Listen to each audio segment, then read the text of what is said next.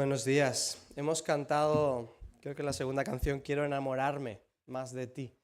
Y el objetivo hoy y también la semana que viene va un poco en esta línea, ¿no? Las fiestas en la Biblia servían para recordar y conocer la historia. Y Semana Santa tiene ese objetivo también, ¿no? Acercarnos a la persona de Jesús, a su carácter, a su obra por nosotros,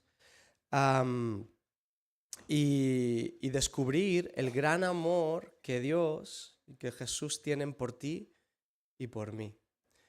Y frente a esa realidad que podamos descubrir o recordar, pues si aún no conoces a Jesús, que puedas conocer en la historia y que puedas acercarte a Él y tener una relación con Él. Y si ya le conoces, que puedas reenamorarte, que puedas profundizar en la realidad de su persona y de su obra, porque lo que ha hecho por ti y por mí es sublime, grande, profundo y eterno. Y que espero que al acercarnos a la persona de Jesús nos ayude a que tenga ese impacto en nosotros, ¿no? A ahondar en la relación con Él. Estamos en el texto que Débora nos ha leído. ¿Podéis poner ahí? Débora nos ha leído al principio el texto de Marcos 11, donde Jesús entra en Jerusalén para afrontar la semana de la Pasión. Y ahí vamos a estar meditando en esta mañana. Vivimos en un mundo donde muchas cosas están cuidadosamente presentadas para impresionar. Una marca, un líder, una figura pública, incluso cualquier persona de a pie en redes sociales puede parecer fascinante desde lejos. Todo está medido, la imagen, el mensaje, el impacto. Pero cuando te acercas de verdad, a veces descubres que detrás de esa apariencia deslumbrante hay menos de lo que parecía o hay más rupturas de las que tú esperabas. Y con Jesús ocurre exactamente al revés. Desde lejos algunos podían pensar que era solo otro líder religioso, otro maestro rodeado de gente que arrastraba multitudes, o quizás otro aspirante a Mesías. Pero cuando más te acercas a Él, más descubres una grandeza que no depende de la apariencia, que no depende del espectáculo o del poder externo, aunque lo tenía. Y eso es precisamente lo que ocurre en la entrada de Jesús a Jerusalén. Jesús se deja ver como rey, pero no de la manera que la gente esperaba. Jesús no entra para impresionar, sino para revelar quién es de verdad. Y nos deja ver en esta escena su carácter, su misión, y qué tipo de respuesta provoca en aquellos que se acercan a esas realidades. El texto de Marcos 11 y sus paralelos en los 4 evangelios, porque este texto está en los 4 evangelios, nos ayuda a modular nuestras expectativas. Normalmente esperamos que quien tiene poder, pues se imponga. Quien lidera, destaque. Y que quien venga a salvar, lo haga demostrando una fuerza visible. También en tiempos de Jesús había expectativas. Esperaban un libertador, esperaban alguien que cambiara de manera contundente la realidad que vivían.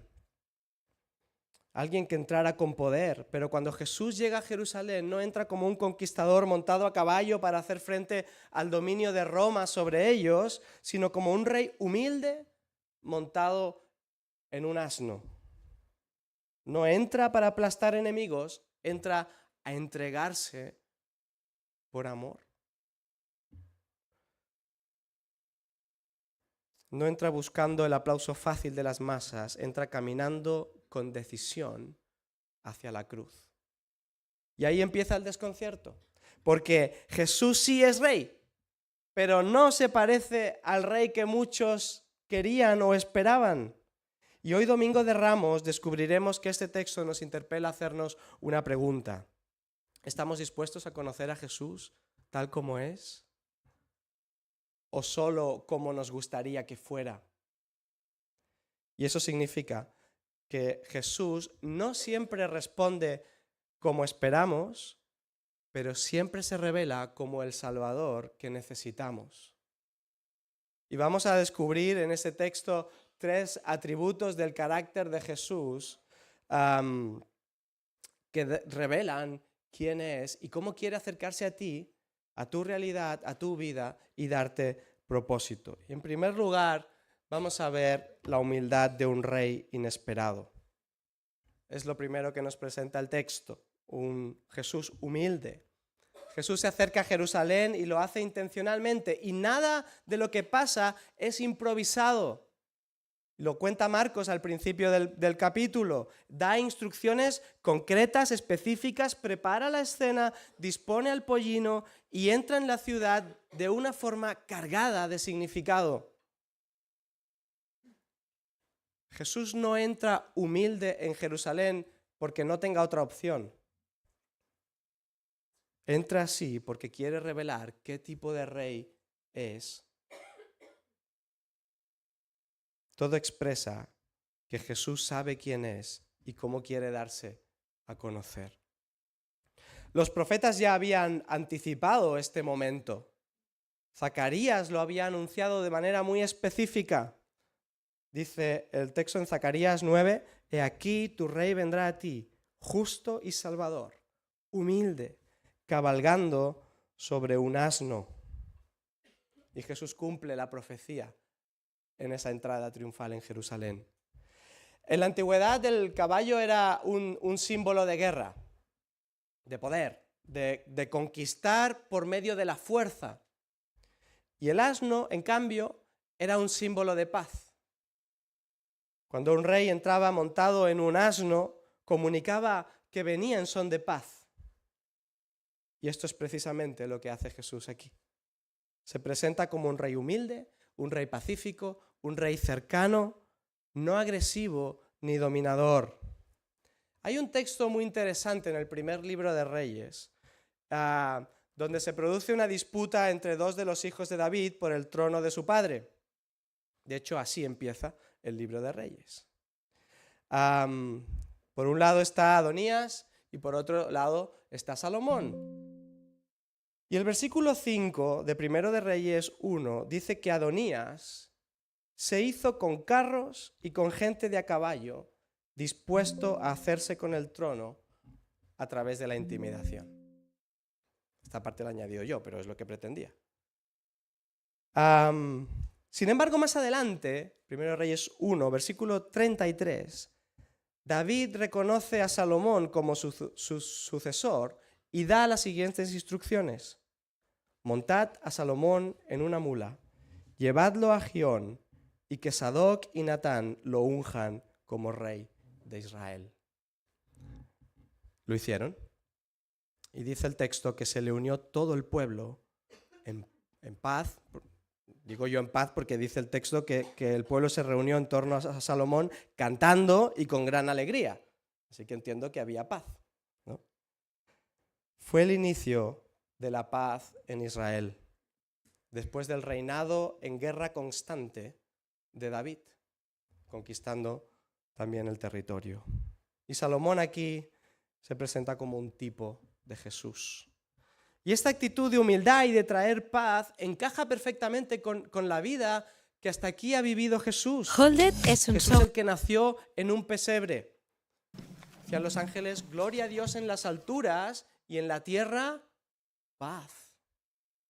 Jesús fue aquel que tuvo que emigrar a otro país, que creció lejos de los focos, que no buscó las plataformas de poder. Fue el que dijo en Mateo 11, 29, aprended de mí, que soy manso y humilde. Y como Jesús no puede negarse a sí mismo, no puede negar su carácter y quién es, entra en Jerusalén reflejando ese mismo carácter. Y Marcos nos explica que la multitud está malinterpretando quién es Jesús y a qué llega a Jerusalén. Y gritan, Hosana, bendito el que viene en el nombre del Señor, en el versículo 9. Pero lo que muchos están viendo no es exactamente lo que Jesús viene a hacer. Ellos esperaban un Mesías triunfante en clave política, geoestratégica. Están bajo la opresión romana, viven en un clima cargado de tensión. Y la Pascua era precisamente un momento donde los sentimientos nacionalistas podrían aflorar de una manera más evidente, anhelando el momento de la liberación que ellos imaginaban. Pero Jesús no viene a encajar en sus expectativas. Jesús no viene a conquistar Jerusalén para liberarla de Roma. Jesús no viene a ser el Mesías de los sueños políticos de las masas. Viene a ofrecer una liberación mucho más profunda, mucho más significativa. Jesús no se desentiende del dolor humano. Jesús no se desentiende de la realidad social ni de la opresión. Pero Jesús va más allá de eso y da una respuesta mucho más profunda a su realidad.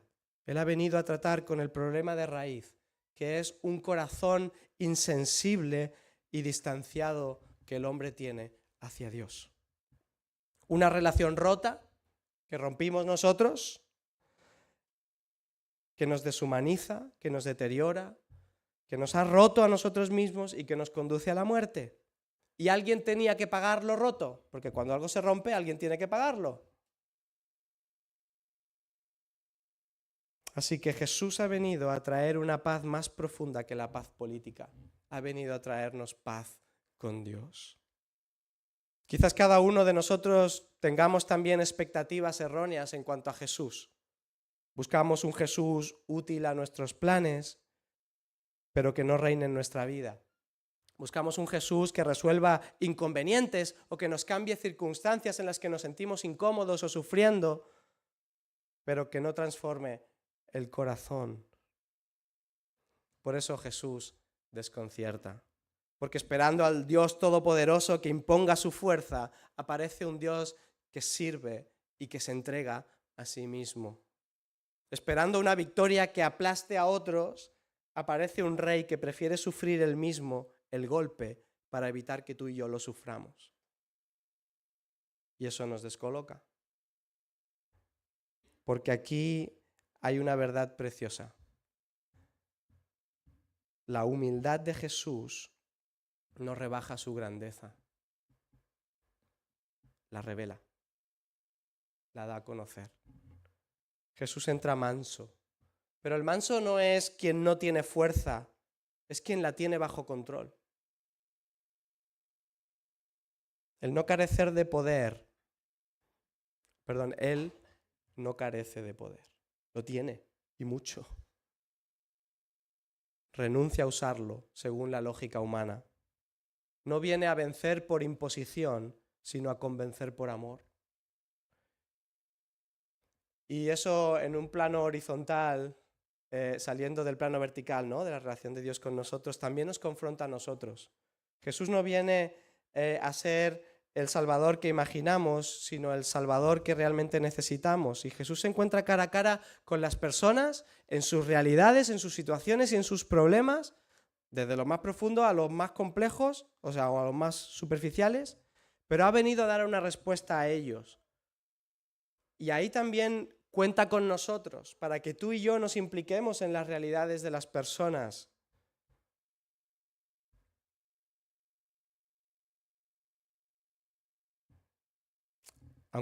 Aunque implicándonos, eso implique sufrimiento profundo. En el caso de Jesús, una muerte agónica. Así entra Jesús. Así entra Jesús a la realidad de tu vida. En segundo lugar, lo que encontramos en este texto es a un Jesús que tiene un amor tan decidido que no se plantea retroceder. En el Evangelio de Juan, capítulo 11, los últimos versículos, del 55 al 57, Juan nos explica que estaba cerca la Pascua de los judíos y muchos de la región subieron a Jerusalén antes de la Pascua para purificarse. Entonces buscaban a Jesús y estando ellos en el templo se decían unos a otros: ¿qué os parece? ¿Vendrá la fiesta? Y los principales sacerdotes y fariseos habían dado órdenes de que si alguien sabía dónde estaba Jesús, diera aviso de que lo prendieran. Este texto paralelo nos ayuda a ver un poco mejor el contexto, lo que se estaba cociendo detrás.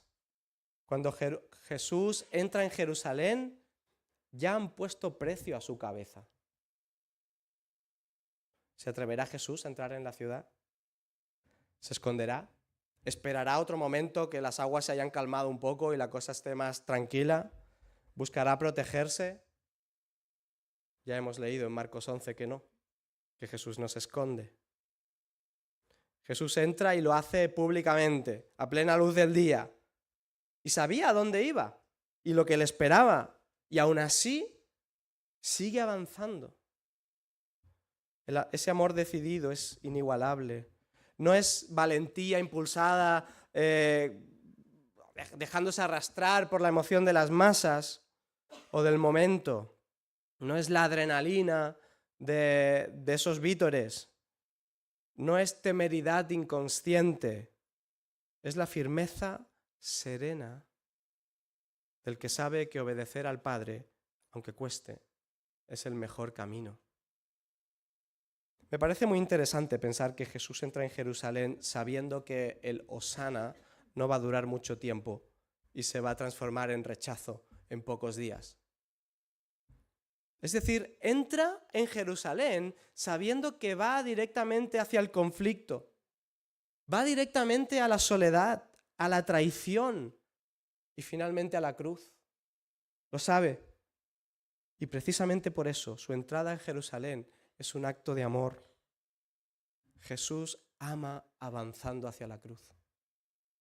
Ama sin retroceder cuando obedecer implica dolor. El apóstol Juan lo resume de una forma preciosa cuando dice que habiendo amado a los suyos, los amó hasta el fin. Juan 13 dice, antes de la fiesta de la Pascua, sabiendo Jesús que su hora había llegado para que pasase de este mundo al Padre, como había amado a los suyos que estaban en el mundo, los amó hasta el fin. Aquí está el corazón de este segundo punto. Ese amor decidido que no nace de una personalidad fuerte sin más, que nace de la claridad de su misión para reconciliarte a ti y a mí con Dios y ofrecer a la humanidad esperanza y una historia mejor de la que vives hoy y de la que te espera mañana. No entra en la ciudad para demostrar fuerza, sino porque te ama demasiado como para echarse atrás y volver sobre sus pasos lejos de Jerusalén. Así ama Jesús. Y nuevamente eso nos interpela a nosotros hoy. Porque seguir a Jesús no siempre trae aplauso. Amar de verdad cuesta. Ser fieles a Dios, amarle y amar al prójimo, muchas veces nos expone. Permanecer en el camino del Evangelio implica muchas veces soportar la incomprensión, el cansancio, la frustración, la lucha, el rechazo. Pero el modelo de Jesús y la relación con Él nos enseñan, nos impulsan, nos capacitan a esa clase de amor valiente que produce la vida en Cristo.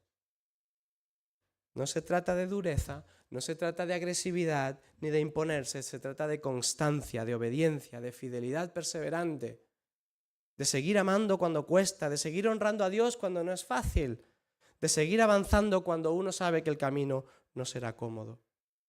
Jesús nos enseña que el amor valiente y verdadero es el amor que Dios muestra por el prójimo, por ti y por mí. Y ese es el mismo amor que Él produce en nosotros para que podamos amar a Dios y amar al que tenemos al lado también. Y fijaos en las consecuencias cósmicas de ese amor.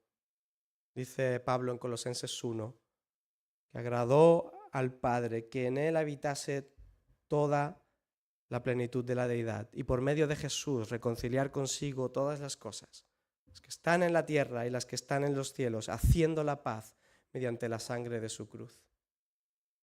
Jesús aquí nos enseña que la obediencia al Padre tiene un propósito. Propósito para ti, para tu vida, para este mundo.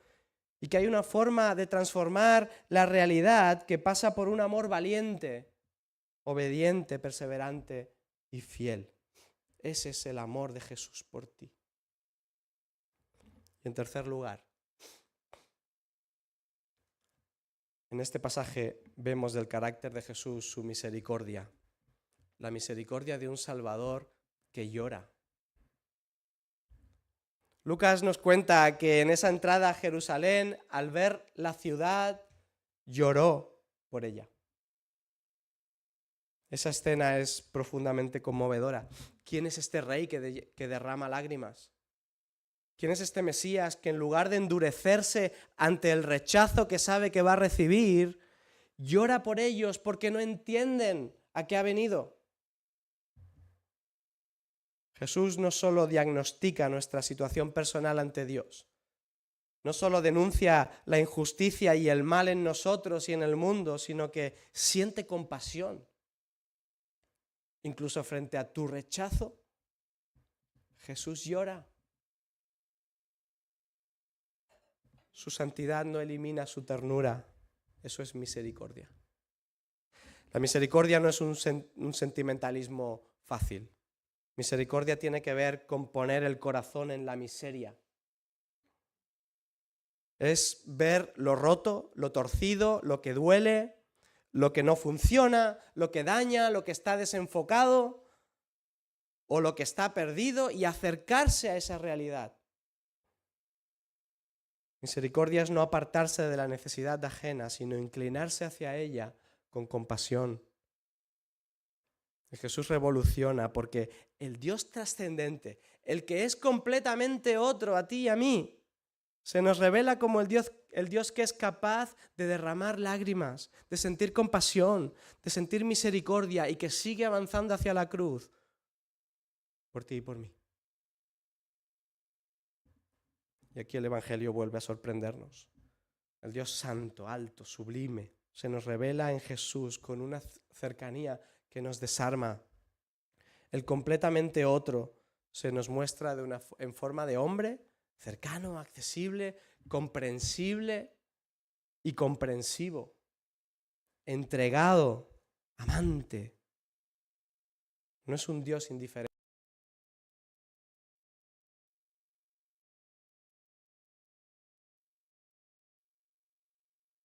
La historia de la humanidad, que se hace prójimo, que se acerca a los últimos, a los necesitados, a los que saben que algo no anda bien en su vida y en su corazón y necesitan a alguien que les rescate de esa realidad. Y esto es novedoso porque en la historia vemos cómo los dioses normalmente se aprovechan, manipulan al ser humano de maneras diferentes y a veces con indiferencia si no lo necesitan para sus propósitos, ¿no?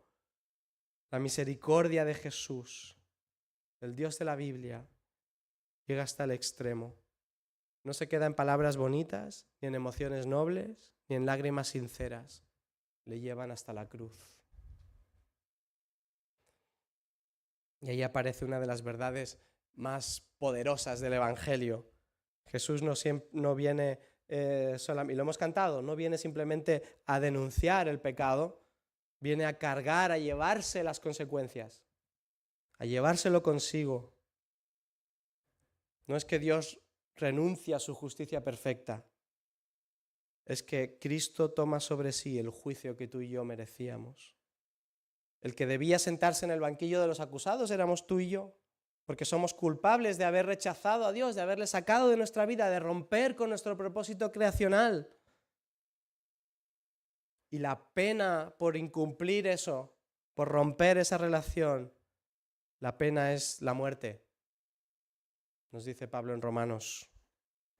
Pero Jesús ocupa ese lugar contigo en el banquillo de los acusados, recibe sobre sí la condena y paga la deuda que es para satisfacer la ley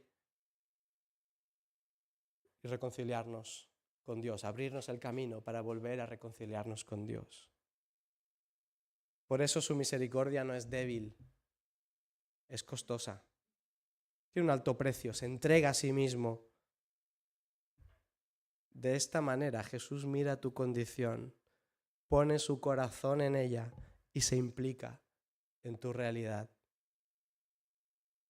Y esto también nos confronta, porque si seguimos a un rey que lloró por la ciudad, no podemos mirar a las personas que están a nuestro alrededor con irritación, con distancia, con indiferencia, ni con superioridad. No podemos defender el Evangelio sin lágrimas. Cuando empecé a abrir los ojos a la misión, estaba en la universidad, en GBU, y le decía a mi asesor, hoy es pastor en la iglesia de Las Palmas, le decía: Pepe, me cuesta explicarles a mis compañeros el Evangelio, abrirme como cristiano y tender puentes entre el Evangelio y su historia. Y Pepe me dijo: tienes que mirar a tus compañeros con otra mirada. Cogió el pasaje de Jesús llorando por Jerusalén y me dijo: tienes que sentir compasión por los que están a tu alrededor. Pídele a Dios que cambie tu mirada hacia los que están a tu alrededor. Y eso fue revolucionario en mi vida. Cambió totalmente mi enfoque sobre la misión y sobre cómo mirar al prójimo y ser un instrumento de Dios para alcanzarles también. La verdad de Jesús y su misericordia nunca deberían separarse en la vida ni en la misión de la iglesia.